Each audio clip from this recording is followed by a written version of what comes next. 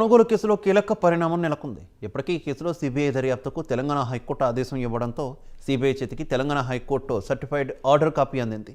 దీంతో సిబిఐ ఈ కేసుపై ఎఫ్ఐఆర్ నమోదు చేయనుంది. దీనిపై తెలంగాణ ప్రభుత్వానికి సిబిఐ లేఖ రాసింది.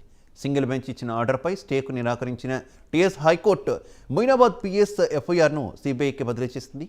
దీంతో సింగిల్ బెంచ్ ఆర్డర్ కాపీని సిబిఐ న్యాయ నిపుణులు పరిశీలిస్తున్నారు.